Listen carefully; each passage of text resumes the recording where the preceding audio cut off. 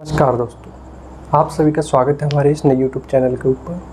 हमने देखिए last time physics का हमारा टॉपिक चल रहा था। हमने बात करी थी कि कोई भी हमारा करंट क्या होता है, ठीक है, करंट की डेफिनेशन क्या होती है, उसका क्या प्रिंसिपल है, कैसे इंस्टेंटेनियस करंट निकालते हैं, कैसे एवरेज करंट निकालते हैं, ठीक है। वो मैंने आपको पूरा डिटेल में समझा दिया था, ठीक है। उसका पूरा जो मेरा वर्किंग प्रिंसिपल था वो मैंने आपको क्लियर कर दिया था। उसके बाद में हमने किसी भी हमने कंडक्टर लिया था, उसके अंदर हमने उसकी मोबिलिटी चेक करी थी, ठीक है, उसका फॉर्मूला डिराइव किया था, ड्रिफ्ट वेलोसिटी का फॉर्मूला डिराइव किया था। ये बहुत ही ज़्यादा इंपॉर्टेंट है दोनों, ठीक है ना। इनके बिना आप ये मान लीजिए कि आपका इसमें से क्वेश्चन पर्टिकुलर पक्का ही आता है। ड्रिफ्ट वेलोसिटी का आपको पूरा डेरिवेशन, ठीक है, वो सब चीज़ें आपको उसमें आनी चाहिए थी। तो हमने लास्ट टाइम डिस्कस कर लिया था ड्रिफ्ट वेलोसिटी एंड मोबिलिटी, ये मैंने पूरा आपको क्लियर समझा दिया था, ठीक है। आज हम बात करेंगे ओम्स लॉ की, कि ओम्स लॉ क्या कहता है, रेजिस्टेंस क्या होता है, वो सब चीज़ें आज हम इस वीडियो के अंदर देखने वाले हैं, ठीक है। तो अब हम अपना वीडियो स्टार्ट करते हैं। सबसे पहले हम बात करते हैं ओम्स लॉ।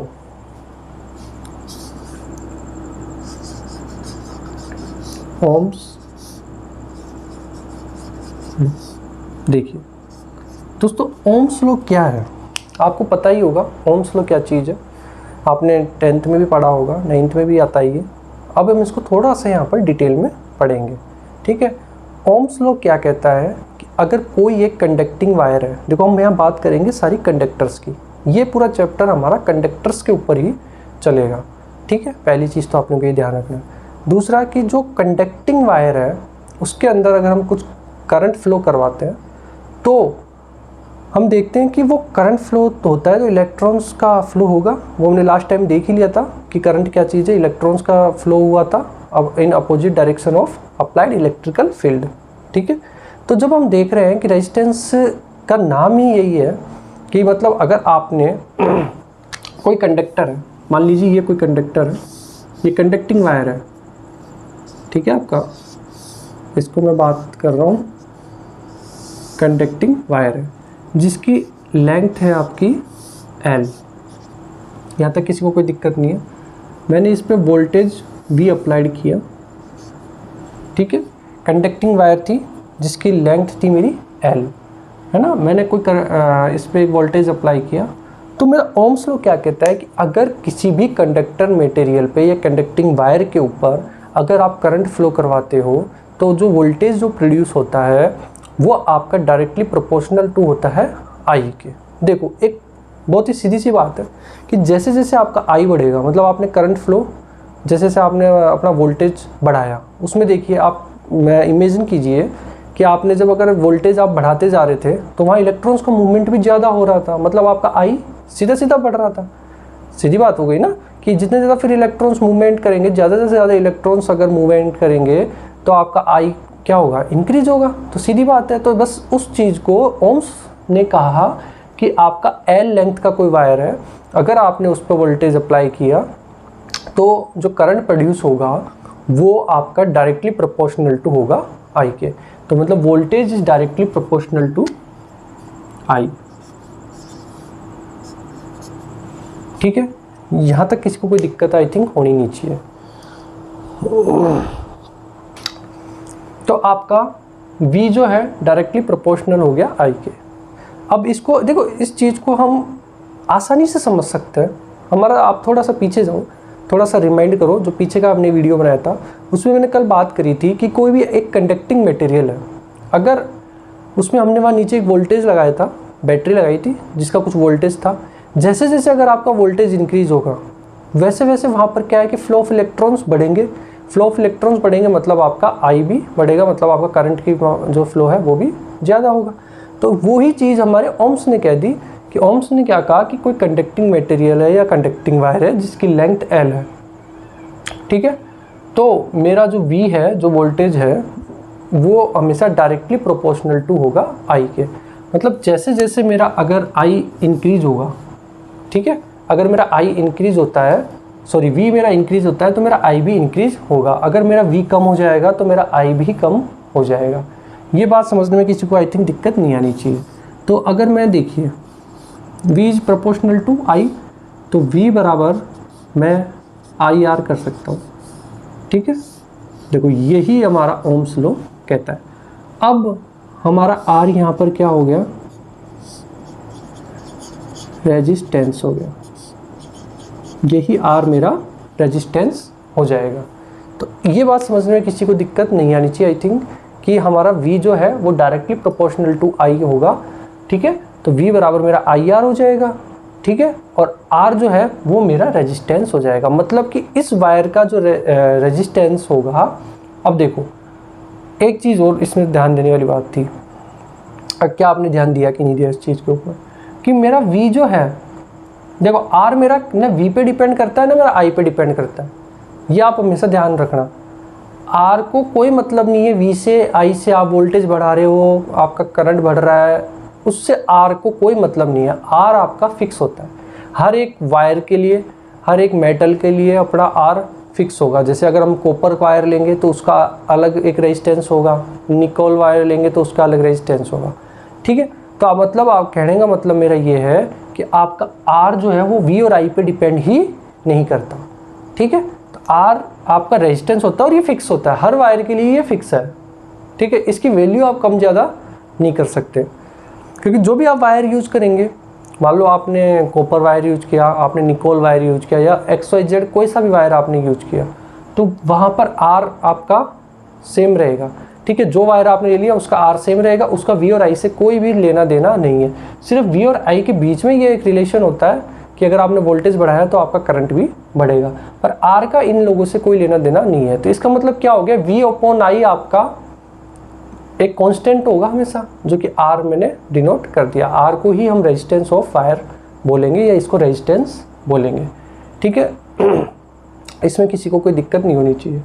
अब देखो ये तो बात हो गई कि एक कंडक्टिंग मैंने वायर ले लिया और उसका मैंने V और I के बीच में एक रिलेशन बता दिया आपको, V is directly proportional to I, तो V बराबर मेरा IR हो गया, R मेरा रेजिस्टेंस हो गया। अब जो बात है करने वाली वो ये थी कि अब R आपका रेजिस्टेंस किसी चीज़ पे V और I पे डिपेंड नहीं करता है। ठीक है, वो आपके डिपेंड करता है। अब वो किस पे डिपेंड करता है, वो किसी पे डिपेंड नहीं करेगा, V और I पे डिपेंड नहीं करेगा, R आपका फिक्स होता है ना। तो इस R को जो रेजिस्टेंस है हमारा V बराबर IR हो गया। अब अगर मैं बात करता हूँ आपके R की, तो देखो पहली कंडीशन होती है R is directly proportional to L। मान लीजिए इसका जो आपका एरिया है वो A है। ठीक है, क्रॉस सेक्शन एरिया जो है वो मेरा A है। ठीक है, तो R is directly proportional to L और R is directly proportional inverse to 1/A। इस चीज़ का देखिए क्या मतलब होता है। ये तो आपकी बात समझ में आ गई कि R आपका डिपेंड नहीं करता V और I पे। ठीक है, V और I पे तो ये डिपेंड नहीं करता, ये एक मटेरियल की खुद की एक प्रॉपर्टी होती है R, तो ये मटेरियल की प्रॉपर्टी पे ही डिपेंड करती है। तो V और I पे तो डिपेंड हमारी नहीं करेगी, तो फिर ये किस पे डिपेंड करेगा रेजिस्टेंस, वो भी वह चीज़ है, क्योंकि हर एक मटेरियल की अपनी एक प्रॉपर्टी खुद की होती है। ठीक है, तो जैसे ही आपकी एक मटेरियल की प्रॉपर्टी खुद की है तो वो R डायरेक्टली प्रोपोर्शनल, तो मतलब अगर उस वायर की लेंथ पे डिपेंड करेगा। अगर आपका लेंथ ज़्यादा होगा तो आपका रेजिस्टेंस भी ज़्यादा होगा, सीधी बात है। देखो इसमें कोई भी है ना, इसमें मतलब कोई दिक्कत वाली बात नहीं। आप ये मान लो कि आपके इलेक्ट्रॉन्स फ्लो हो रहे हैं, एक तो आपका मान लीजिए हाफ होता तो आपके इलेक्ट्रॉन को मूवमेंट सिर्फ थोड़ा सा करना पड़ता। ठीक है, थोड़ा सा मूवमेंट, मान लीजिए इसको यहाँ तक ही मूवमेंट करना होता तो आपका L क्या हो गया, कम हो गया। L कम होगा तो उसको रेजिस्टेंस भी कम मिलेगा।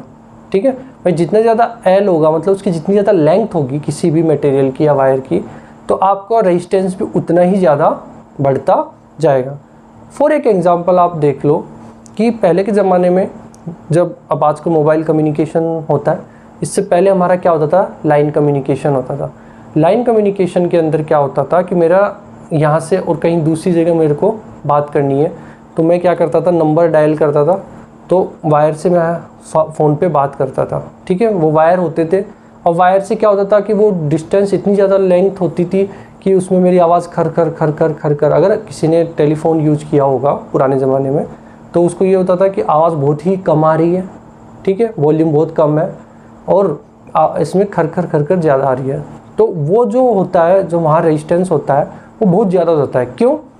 क्योंकि वहाँ पर जो आपके उस फ़ोन से जो वायर जा रहा है उसकी लेंथ बहुत ज़्यादा लंबा हो जाता था, ठीक है, वो BTS जाता था, MSC की तरफ जाता था, तो मतलब वो बहुत एक जाल हो जाता था वायर्स का, ठीक है। सबसे ज़्यादा BSNL का हमने यूज किया है, तो BSNL का अगर सबके घर में फ़ोन होता था तो वो ये चीज़ समझ गए होंगे कि फ़ोन पे बात करते थे तो फ़ोन डिस्कनेक्ट हो जाता था, आवाज़ बहुत ही कम आती थी, ठीक है, और खर खर खर खर की आवाज़ वहाँ ज़्यादा आती थी।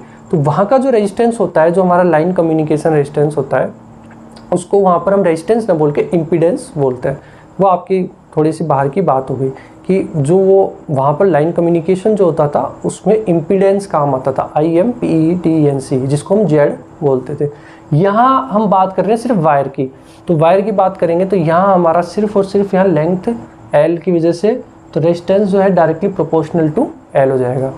ये बात सबको समझ में आ गई कि जितनी ज़्यादा लेंथ उतना ज़्यादा रेजिस्टेंस, ठीक है, इलेक्ट्रॉन्स को ज़्यादा ट्रेवल करना पड़ेगा, जितनी ज़्यादा लेंथ कम इलेक्ट्रॉन्स को कम ट्रेवल करना पड़ेगा, तो वो मेरी L कम हो जाएगी। सेकंड थिंग है मेरा R is direct inverse to 1/n। देखो जितना ज़्यादा, जैसे मान लीजिए कोई पतला वायर है तो A उसका कम हो जाएगा, A उसका कम होगा तो R उसका इंक्रीज हो जाएगा, ठीक है। अगर A बढ़ गया तो आपका R कम हो गया। इसको देखो कैसे समझते हैं, ये आपका एक वायर है, ठीक है, इस वायर के अंदर आपने मान लीजिए करंट फ्लो कराया। अब इसका जो A है ये यहाँ थोड़ा मोटा ज़्यादा है, हम इसको और पतला कर देते हैं, तो अब इलेक्ट्रॉन्स को निकलने के लिए जगह बहुत ही कम हो गई। ये बात समझ में आ गई कि पहले जगह ज़्यादा थी तो आराम से इलेक्ट्रॉन निकल रहा था, ठीक है। अब क्या हो गया कि यहाँ जगह हो गई कम, मतलब A आपका कम हो गया तो जगह हो गई कम। अब पहले से इलेक्ट्रॉन्स की धक्का मुक्की चल रही है, उसमें बेचारों को जगह और कम हो गई, तो अब उनका क्या होगा, वो स्लो हो जाएंगे, सीधी बात है ना। तो करंट का फ्लो भी वो होगा, तो मेरा R उसमें बढ़ जाएगा, मतलब उनको रेजिस्टेंस ज़्यादा मिलेगा। ये एक तरीका ये है कि जैसे छोटी सकड़ी गली में से आप जा रहे हो अपनी 4 व्हीलर लेके, तो आपको रेजिस्टेंस ज़्यादा मिलेगा। सकड़ी गली में से अगर 4 व्हीलर लेके निकलेंगे तो रेजिस्टेंस वहाँ ज़्यादा मिलेगा। कोई गाड़ियाँ खड़ी होंगी, कुछ लोग खड़े होंगे, कोई बच्चे खेल रहे होंगे, तो आपको निकालने में गाड़ी तकलीफ़ होगी, ठीक है। और यही अगर हाईवे है, बिल्कुल एक अच्छा बड़ा रोड है, तो आप अपनी गाड़ी को स्पीड से निकाल सकते हो। तो इस चीज़ को आप इस तरीके से समझ सकते हो, ठीक है। तो मेरा देखिए R जो है वो L पे डिपेंड करा, ठीक है, और मेरा A पे डिपेंड करा, तो दो चीज़ों पे मेरा R डिपेंड करा। ये देखिए क्या है कि ये मटेरियल की प्रॉपर्टीज़ है, V और I से कोई लेना देना नहीं है इनका। R बराबर ρL/A, मैंने इनको कंबाइन करा और एक कांस्टेंट मुझे लगाना पड़ेगा प्रोपोर्शनल हटाने के लिए, तो वो रो, इसको बोलते हैं रो, इसका नाम होता है RHO, रो, ठीक है, इसको रो बोलते हैं। और ये होता है रेसिस्टिविटी आपका,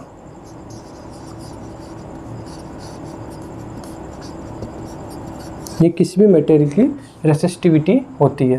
तो R बराबर ρL/A, ठीक है, रो आपका हो गया रेसिस्टिविटी, ठीक है। तो ये आपका ओम्स लॉ इतना ही है कि ओम्स ने क्या कहा, ओम्स ने कहा कि V is directly proportional to I होता है, V बराबर IR होता है, ठीक है।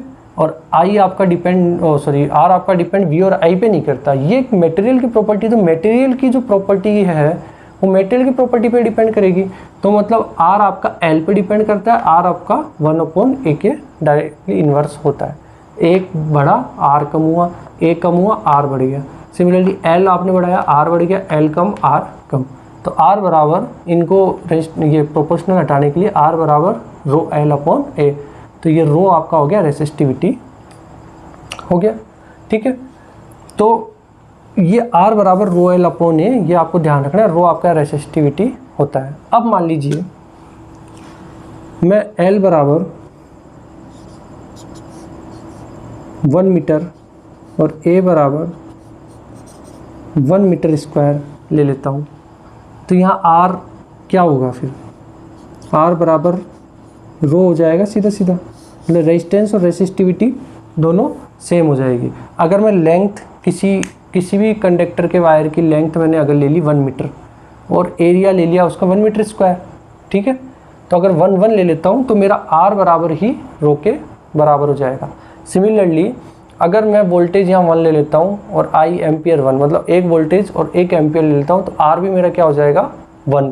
तो R जो रेजिस्टेंस होता है, देखिए रेजिस्टेंस को आप डिनोट करते हो ओम से, इसको बोलते हैं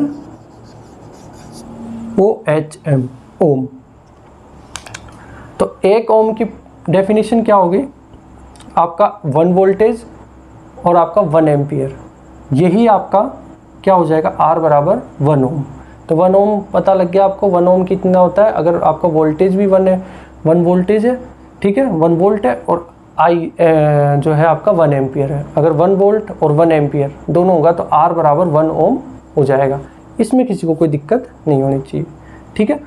तो मेरा अगर मेरा 1 मीटर वायर मैंने लिया जिसकी लेंथ 1 मीटर है, उसका एरिया भी 1 मीटर स्क्वायर है, तो आपका जो रेजिस्टेंस है वही आपकी रेजिस्टिविटी हो जाएगी। रेजिस्टिविटी और रेजिस्टेंस फिर दोनों आपका सिमिलर हो जाएगा। आई थिंक इस कंसेप्ट को समझने में आपको कोई किसी चीज़ की दिक्कत नहीं होगी। अब आप एक चीज़ सोचेंगे कि सर R जो है आपका V पे भी डिपेंड नहीं कर रहा, I पे भी डिपेंड नहीं कर रहा, तो R एक्चुअली में डिपेंड फिर किस पे कर रहा है? तो R जो है आपका डिपेंड करता है टेम्परेचर के ऊपर। देखिए, अगर आप जैसे टेम्परेचर बढ़ाते हैं, किसी वायर है उसमें अगर आपने टेम्परेचर बढ़ाया, टेम्परेचर बढ़ाओगे तो क्या होगा, फ्लो ऑफ इलेक्ट्रॉन्स तो बढ़ जाएंगे, ठीक है, पर उसका जो लेंथ है वो भी तो साथ में बढ़ जाएगी। भाई फैलेगा वायर, मेटल है तो फैलेगा तो उसकी लेंथ बढ़ जाएगी, लेंथ बढ़ेगी तो R बढ़ेगा और एरिया उसका कम हो जाएगा, क्योंकि फैलेगा तो सीधी बात है उसका एरिया कम होगा, तो भी आपका R बढ़ेगा। तो आप तो कह रहे हो कि सर मैं अगर टेम्परेचर बढ़ाता हूँ तो मेरा तो फ्लो ऑफ इलेक्ट्रॉन्स तो बहुत बढ़ जाएगा, क्योंकि एनर्जी मिलेगी ना इलेक्ट्रॉन्स को, तो और स्पीड से भागनी चाहिए। बट मेरा तो यहाँ ये प्रॉब्लम हो रही है कि जो मेरा I है वो बढ़ ही नहीं रहा, बस जबकि बढ़ना चाहिए, टेम्परेचर बढ़ रहा है। तो उसका रीज़न यही होता है कि आपका टेम्परेचर बढ़ रहा है, ठीक है, उससे आपके इलेक्ट्रॉन्स को, सही बात कह रहे हो आप, कि आपकी एनर्जी मिलेगी, वो बूस्टअप होंगे, वो इधर उधर दौड़ेंगे, ठीक है, तो आपका I भी बढ़ना चाहिए। पर ऐसा होता नहीं है। वो इसलिए नहीं होता क्योंकि उसके साथ साथ और भी चीज़ें हो रही हैं उस वायर में, उसका लेंथ इंक्रीज हो रहा है, उसका एरिया कम हो रहा है, तो वो सब चीज़ें जब कम हो रही हैं, ठीक है, आपका एरिया कम हो रहा है, लेंथ बढ़ रही है, तो आपका R तो ऑटोमेटिक बढ़ रहा है ना, तो आपका रेजिस्टेंस भी बढ़ गया है ना। इस पर हम एक बात और करेंगे कि हमारा टेम्परेचर R पे कैसे डिपेंड करता है, उसका हम एक अलग से वीडियो और बना देंगे, ठीक है। तो ये तो मैंने एक छोटी सी आपको इन्फॉर्मेशन दी है कि आपका, ऑफकोर्स आपका बात सही है कि आपकी I बढ़ना चाहिए अगर आपने टेम्परेचर बढ़ाया है तो, बट ऐसा होता नहीं है। वो इसलिए नहीं होता कि आपका L भी बढ़ गया, A आपका कम हो गया तो आपका रेजिस्टेंस तो बढ़ गया, आपका रेजिस्टेंस बढ़ेगा तो सीधी बात है रेजिस्टेंस बढ़ गया। और साथ में देखो, कंडक्टिंग वायर से तो उसके एटम्स भी होंगे, वो एटम्स भी तो एनर्जाइज होंगे, तो वो आपस में देखो एटम्स अपने, ये एक वायर था उसके अंदर एटम्स भी आपके मूवमेंट कर रहे थे, ठीक है, एटम्स भी एनर्जाइज होंगे तो वो वाइब्रेट करेंगे, तो जगह उनको बेचारों को, इलेक्ट्रॉन्स को निकलने की और कम हो जाएगी। ये सब चीज़ों का रीज़न होता है जिसकी वजह से आपका I बढ़ नहीं पाता है, ठीक है। तो ये टेम्परेचर पे इस प्रकार से डिपेंड करता है। हम उसका एक फॉर्मूला भी पढ़ेंगे, एक पूरा, उसके लिए अलग से हम थोड़ा सा इसको मतलब अलग से इसको समझेंगे कि टेम्परेचर का रेजिस्टेंस पे क्या डिपेंडेंसी होती है। वो हम कब पढ़ेंगे, जब हम उस रेजिस्टेंस को हम सीरीज और पैरेलल में कनेक्ट करेंगे, तभी हम इसका टेम्परेचर पे डिपेंडेंसी भी पढ़ लेंगे, ठीक है। आज हम सिर्फ बात कर रहे हैं कि ओम्स लॉ की। तो ये मेरा इस तरीके से पूरा ओम्स लॉ होता है। अब इसी के अंदर एक चीज़ और है कि रेसिस्टिविटी क्या होती है। ओम्स लॉ आपने समझ ही लिया कि क्या चीज़ है। इसके अलावा एक एक रेसिस्टिविटी का एक और होता है फंडा, तो हम रेसिस्टिविटी क्या होती है ये भी देखेंगे। ओम्स लॉ हमने देख लिया कि क्या चीज़ है, कैसे हम इसको फॉर्मूले को डिराइव करते हैं, वो सब चीज़ें हमने देख लिया। तो आई होप कि आज का आपको ये वीडियो काफ़ी पसंद आया होगा, ठीक है। इसमें हमने बिल्कुल आराम से ओम्स लॉ को पूरा डिटेल में पढ़ लिया और उसके साथ साथ हमने ये फॉर्मूले भी जनरेट कर लिए हैं, ठीक है। डिपेंडेंसी किसकी है आर पे वो भी हमने देख लिया है, मटेरियल की प्रॉपर्टी है, वो सब चीज़ें हमने इस वीडियो के अंदर देख लिया है। ठीक है।